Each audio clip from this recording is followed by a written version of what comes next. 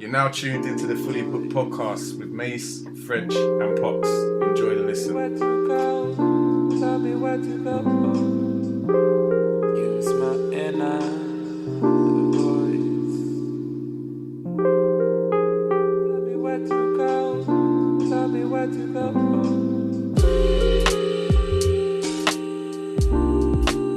You say that was an easy read. Our next book wasn't so much of an easy read. Yeah.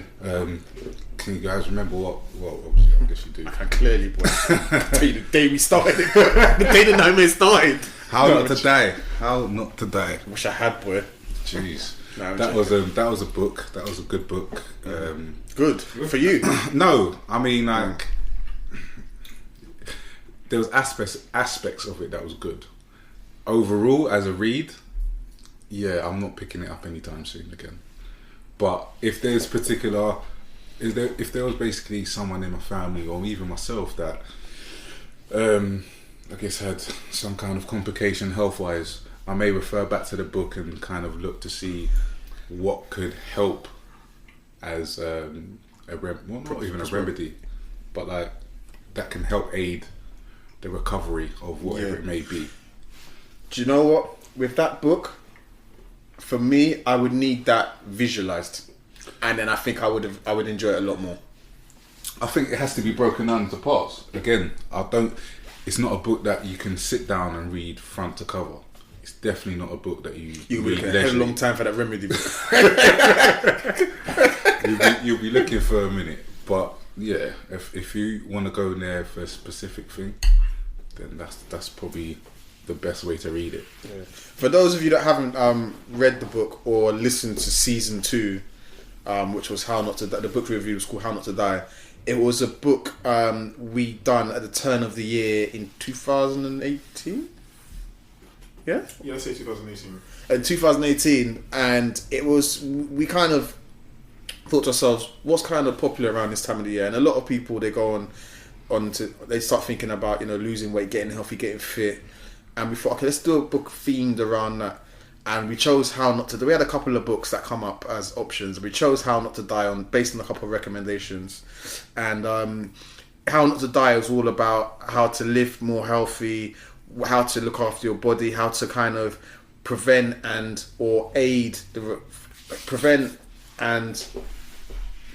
causes of illness, and also aid the recovery process from illness, and foods to eat. But it was a very scientific book, and which it needed to be. I'm not doubting or disputing it needs to be scientific, because you're using certain words and certain certain ideas which are derived from studies, and obviously scientific studies. You're going to need to use the exact words and be precise with how to follow a certain way of life or routine or product that needs to be taken to help. So for me, it was a tough read. I'm a simple man. I'm a simple lad. It was a tough read. Those big words, I think I've mentioned it before. You'll hear me, if you listen to our podcast, you'll hear me go on and on about the fact that if I'm going to read a book, let me just be able to read it straight through. I don't want to be stopping and Googling and analysing. I just want to be able to read, because it sinks in a lot more easily for me, rather than having to stop. There's words in there that I can't pronounce, let alone understand, type them in. I'm not doing all that. And then on top of that, the font of the book was about a size 6. So you better hope you got your reading glasses on. So yeah, for me, it wasn't a book I would refer back to. But I think if you're in the scientific world, it's something that you might study as part of your studies, or if you're in the scientific world and right there, P. Yeah. If you're in the scientific world and you're looking to refer to a book, or anyway, go on, P, because I didn't like the book. Nah, I'm honest. I mean, as you said, I don't think really any of us really enjoyed the read of the book. But I mean, as to its impact, I think it impacted me quite a bit. I think it did. It turned you. No, I think I turned vegetarian already at that point, because I was vegetarian. You was vegetarian with your cake at the time. Still vegetarian. Still vegetarian. So I think I just turned vegetarian. So I think the impact of the book in terms of some of the stuff. Did you turn vegetarian before we read the book? Yeah, literally a couple of weeks though. It wasn't that long. It couldn't have been. This was at the beginning of the year. I was vegetarian the summer before. August. No, you was dilly dallying, wasn't you? I was No, August. yeah, you was August. flipping and flapping. No. Nah, Those are terrible statements, boy. I'm sure I saw you with a big bratwurst That's disgusting, boy. one November evening, No, boy. that definitely is not November Eve. That must be 2014 or something, boy. A big Definitely bratwurst, not, boy. Definitely not, boy. Definitely not me. Now, I was vegetarian August of the year before. So I read the book in 2018, so it was 2017. But I mean, I felt the book provided me with information as to preventative causes, which I think has been very beneficial to myself. I've had one or two people in my family who've fallen ill and stuff like that, so it's made me think about the stuff that I ingest in my body and stuff like that, and causes, again, also to prevent things, but at the same time, even support my health as well. So I did enjoy the read, but I think it's provided like a foundation for me to kind of refer to, and now I kind of follow one or two people on Instagram as to health and stuff like that, and I tend to actually research one or two of the stuff as well, actually. Who's sorry, French. Obviously we're gonna move on to you, but like, who's the guy? Because you've mentioned before, and also when we done our little sample of page 3, we had the specialist Daniel on the show, and he mentioned the same guy, that Dr. something on YouTube. Dr. Sebi. That's now, is he dead? Is he passed? Dr. Sebi. Yeah. Yeah. That's when I made my point about visualization, because I haven't watched any of Dr. Sebi's stuff, but I could just imagine that's the kind of thing I'd need to watch for me to actually be focused. Yeah, from a visual, I guess, yeah, you're right. From a visual point of view, yeah, it was definitely the same sort of thing in terms of it being a plant-based diet and heading towards that direction, cutting out your meats and fishes and things like that. Yeah, the book, for me, personally, similar to you guys, it was a really wordy read. A bit strenuous at times, and it was just a bit, I could fall asleep reading it. But it was very knowledgeable. It was very scientific, as you said. So anything that you are reading, it can be backed up with facts. So when you are reading it, it's like, okay, I can take this as gospel, so to speak. Yeah, so it was beneficial, but yeah, it was a struggle to read it just as a book. Doing it as part of a podcast, it was a struggle. I think we all struggled on that one.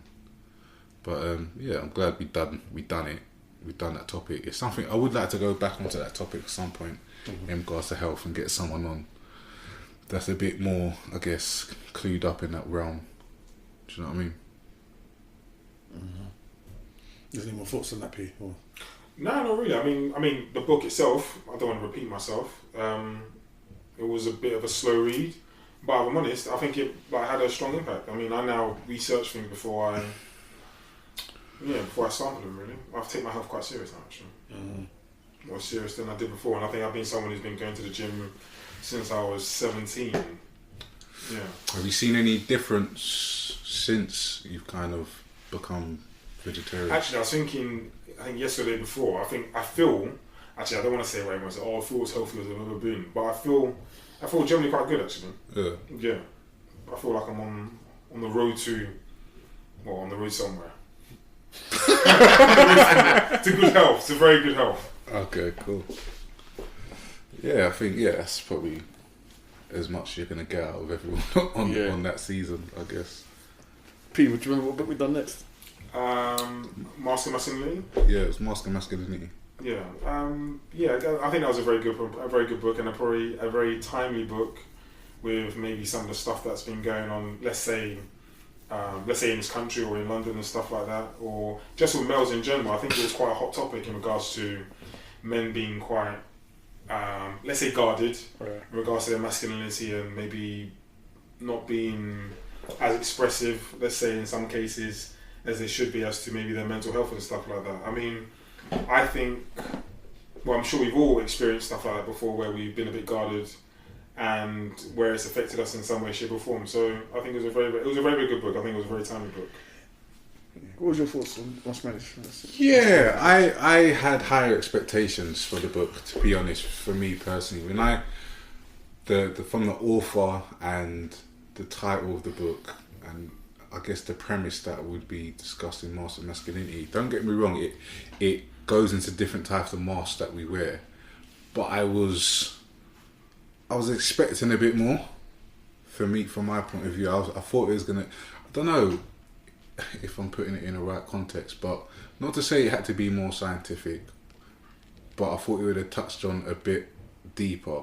So you're saying it's quite more opinion based? Yeah. No, which I don't disagree with. But yeah, no. Do you know what it was? It was very personalised. Yes. It was very personalised from the author, and which is fine. You want to, I guess, have some connection with the reader and the author. So you want to put in a bit of yourself in the book, which is totally understandable. But I just thought it would have had a bit more depth to it in regards to. I'm not even sure what that exact point I'm trying to even make, but I know what I'm talking about in terms of. It almost felt surface level. No, I definitely understand it. It was based on experience rather than.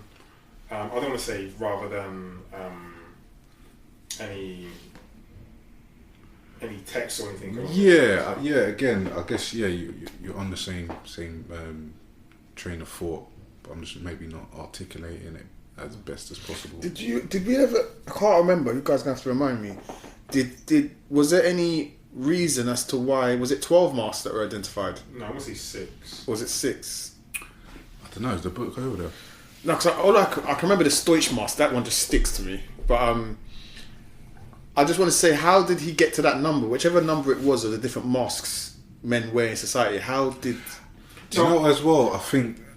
Sorry to cut you, but I think maybe even I discussed it in the book review, but also thought, I don't know, maybe it's the author's upbringing as well that would have a different spin on the mask of masculinity that would need to be worn in your everyday life. Do you know what I mean? Yes. Like, the demographic that he may have been referring to or where he's come from personally is totally different to ourselves. So, not to say it's not relatable, because in general they are relatable, but yeah, there was certain things I thought may have been missed out or wasn't kind of dealt with. It could have been dealt with in a bit of a more depth, as I keep on referring back to. Well, me personally, I mean, what I ended up doing, not saying I did more research. Oh no, there's a film called The Mask of Masculinity, or there's a documentary which he recommended, to which I ended up watching, and it kind of touches on individuals who might have had a very similar background, let's say, to ourselves, and the type of stuff they go through during the course of a day in terms of waking up and then just waking up as such. And let's say they leave their house. Remember, they leave their house, they have to put a mask on, playing sports, they have to put a mask on, this and the third. And from there, I found it to be a bit more relatable, and I understood the book a little bit more as well. So although the book might not have touched all points or certainly related to me as much as I would have liked to, I was certainly able to take bits from the book, to which obviously I'll go forward with it, to which I guess is the most important thing, really, as long as you're taking something from the book. Yeah, I kind of really, really like the context. I think when it was announced that we was doing that book, I kind of had very high hopes after the downer from How Not to Die. So I remember thinking, wow, that is going to be good. That's going to be a good read. I think we got like a what do you call it, psychologist? Yeah. Got a psychologist on for that one as well. And I just remember thinking, like, yeah, this is going to be really interesting. And I think you're right, French, when you touched on the fact that it almost felt quite surface level. Like, I don't know, it didn't feel as deep as it could have. You've got kind of How Not to Die, which was almost, it has to be, but it was almost too scientific. Yeah. And then you've got Mask of Masculinity. It's just, is it Lewis House's name? Yeah. You've got Lewis House just retelling like his childhood stories, and this is the mask that has to be worn at this time and why we have to wear it. Where's your studying? Like, our survey said, where's your 100 men from this town against 100 men from the favelas in Rio? Do you know what I'm saying? Yeah. Where's a bit more depth to your argument? Yeah, no, definitely that's how I felt. But it was another book that was an easier read. So yeah, it was a very easy read. There was nothing there to trip you up in terms of words or even concepts. Everything was quite basic in that sense, which is absolutely fine. I even commended him for saying that at the end or even at the start, because he does say, look, I'm not this scientific guy, I'm not going to be able to give you all the scientific terms, but I will give you it's almost like an entry point if you want to go in to learn about master masculinity. If you wanted to go and dig a bit deeper yourself and do your own homework, that could be a starting point of particular mask you may want to look out for, and go from there. I was gonna say, I don't think he actually. I don't think he began the concepts of the name of those masks. I think those concepts were there before, and they're recognised before, and these are things that he might have expounded on. And then he actually had one or two examples. Obviously, I know he had one or two American footballers on. And I forget some of the other individuals or professions they did as such. As one, I forget what he did in here. But anyway, there was one or two other characters on there to which I know he was going to refer to Pastrami or something like that. The guy that was like a daredevil. I was actually, but I just couldn't quite. Yeah, I forgot his name. It's on the tip of my tongue, but I know who you're referring to. Yeah. For some reason, I just saw it in your eyes. You're referring to that. I was trying to dig deeper to find out who I was thinking about. But yeah, there was quite a few. Not quite a few. There's a few examples in different masks as to, or certainly to provide some type of foundation. But again, obviously, he's only given a very, I don't want to say basic, but he's given a little bit of background knowledge, and hopefully, obviously, if you choose, you can go doing your own knowledge. I think the appeal with the book for me, if someone was to say what's the biggest appeal about the book, the appeal of the book for me was, I think without putting before I'd heard of this book or read the book, without putting a name on it, I knew deep down I wear different masks based on where I am on a day-to-day basis, who I'm with. And so that the fact someone branded that with a name or a title, it was like, yeah, like I can relate to, I can actually call it something now, what I'm doing. Like it's a mask of masculinity. Yeah. I think that's what appealed to me. And I think if someone said to me, oh, like, I don't know, I feel like I'm a different person with certain people and stuff like that, I said, you know what, go and read Lewis Howes' book. That might give you a little bit of knowledge and insight into what you might be talking about. I think, as you said, it's a good point to start off at if you're kind of just kind of querying and curious. So I mean, I would recommend. It was an okay book. It was an okay book, and I'm glad we've done it. It's one I'm glad we've done. Yeah, likewise actually, because I know we're going to talk about one or two other books, but like just touching on that book, I mean, sometimes I think you need an easy read before you actually then go into things with a bit more depth and a bit It's more like a beginner's, intermediate, advanced, that kind of thing. Yeah. Yeah, so I think the same way about one or two other books we're going to talk about, where I've read them and I thought to myself, you know what, I didn't quite enjoy it at the time, but there's one or two things that I'm quite interested in terms of looking into now or after. Yeah, I guess that kind of leads us on to the next book that we've done, which was The Subtle Art of Not Giving a Fuck, and kind of bouncing back on a good segue of the last point that you made in regards to it being an entry point, or just looking to get into that realm and get, I guess, dig a bit deeper. With that book there, I found that it was almost like an entry point to the whole mindset of being positive, and just not even say just being positive, because it almost, this is like a self-help book, but not a typical self-help book. It's like a starter pack for a self-help book, and you can go and read other books, but that is almost like your launch pad, like, okay, I enjoy this kind of thing to read, let me kind of dig a bit deeper. So yeah, I think, it's, as I said, it was quite a good book that we done after. I don't know, I mean, actually I wasn't too sure where you were going to go with in terms of an entry point, but I think it was a very good point you made as to it being an entry point, as to, forget the first book we read already, Think and Grow Rich, and stuff like that. Think and Grow Rich, and one or two other books that we've discussed obviously previously as well. I mean, I'm unsure, but I'm going to say this was the most random. Go on.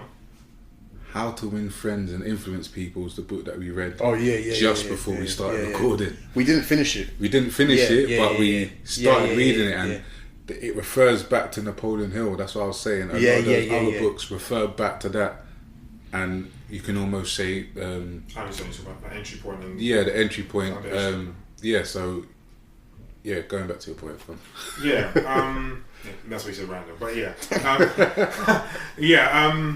for me, I think it was, like, when I look back, I'm not too sure at the time, but I look back and I think to myself, it's probably one of the most enjoyable books I read, only because I found it a little bit relatable in terms of traveling. No, I see.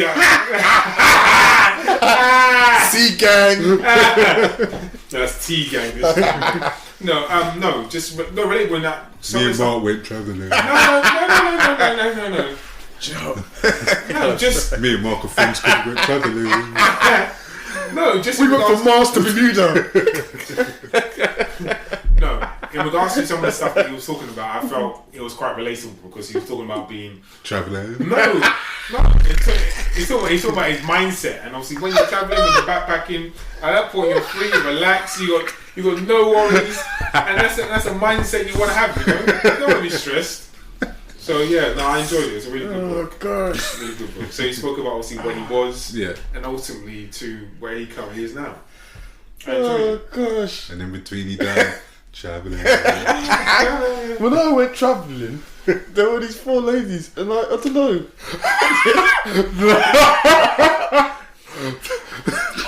Oh, I just went and got a cheese sandwich. I went back to work.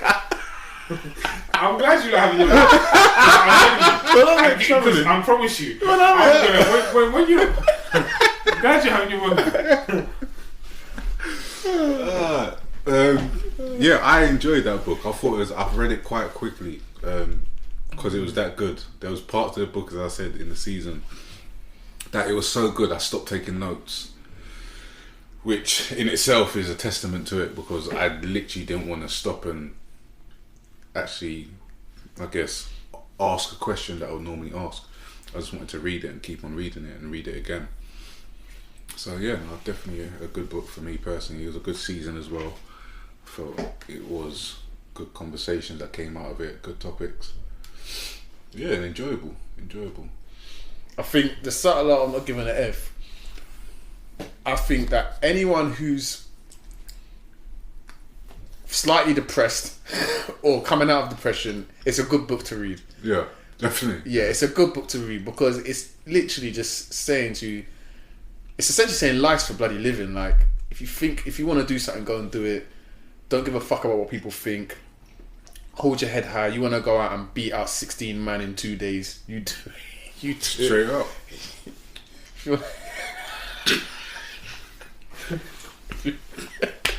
Random, but cool. I was gonna whoa. I don't know where that came from, but cool. If you want to make sure 3 Irish women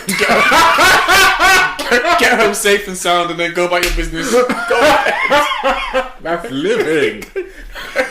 Say what? So yeah, I think also like the book's orange and it's like it's just bright. It just reflects what's in the book. It's a bright book. It's saying you go live your life, and it's saying just don't give a fuck. Like fuck negativity in life, and just stay positive and just go and live life. I'm trying to think of certain segments in the book. So I want to be a bit more. I want to give a bit more context. Yeah, but I can't even at the moment. P, can you remember anything? No, not really, if I'm honest. You asked me a question, I answered the question. Try to deflect it back to me. Your time to shine, B.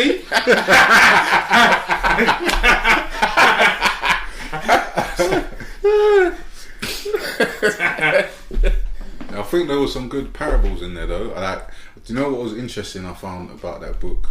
I wasn't aware of, was about Buddha. Do you remember the story about Buddha? How he became Buddha? Oh, the guy went. I was gonna say the guy in the forest. The prince. Oh, the prince. Okay. The prince that was outside the wall. Inside the wall. No, but then he sent him outside, or he went outside. That's what I mean. Yeah. Yeah, he went outside. Yeah. Then obviously went through his trials and tribulations. Yeah. Then went on to become Buddha. I thought that was really interesting.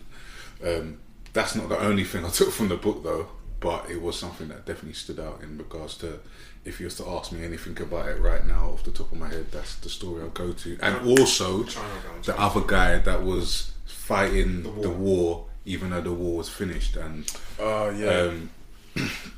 yeah, just the message in that story. And yeah, no, I think it was really a fun book to read. It was actually a fun book to read, so I highly recommended if you want to have a laugh and a giggle at the same time as learning things as well. Was that the guy? Sorry, I know it's like we shouldn't be focused just on this, but was that the guy that was fighting the war and he said he ain't got nothing else to do or something like that? No. What was the rhyme of the guy that was fighting with his or he didn't know because he hadn't been home? No, he didn't know. Was it because he no one had sent him a message, he hadn't been home or something like that? No, they were trying to send him messages, but he was just sort of gang shit. Bodying everyone on site. He was shooting the message, killing up the message. Literally shot the messenger. Yeah. Time and time. He just thought people were trying to trick him. Yeah. Yeah, I remember now. Yeah, that guy. Yeah, that story, should I say. Jokes. Anything more on that book? No, really. I think Mason kind of covered some of the basis to begin with as to just going and doing what you want to do, really. You remind me of that book. Out of all the books we've read, I would say that book most embodies you. Because of travelling? No? I wasn't actually even trying to be humorous. Okay. I was actually being dead serious. Just like your whole ethos about you has that to me. Like fuck it, I'm gonna go and do it. Like whether it's, you know, certain things you do in terms of like, I don't know, stockbroking or whatever. Do you know what I'm saying? Like you'll be willing to try it. Like fuck it. Like yeah, I could, like fuck it, I can do it. Like almost fuck it. Like who says I can't? Like I'm gonna do it. Yeah, fuck it. Like Yeah, like you, going yeah, Barca. Like, exactly. fuck it, Like going Barca. I'm moving to Barca. Fuck it. Brexit. I can still go. Yeah. That book for me, out of the books we've read and aired, on Fully Booked on our platform, that book for me, I would say most embodies you, or you most embody. Like yeah, that if I had to pick a book for each of the podcast members, you are the subtle. I'm not giving a fuck. Thank you. Good. I was going to ask you, what book would you say embodies you, but we may want to leave that towards the end. As in that conclusion. Alright. You twisted that. Tell me where to go.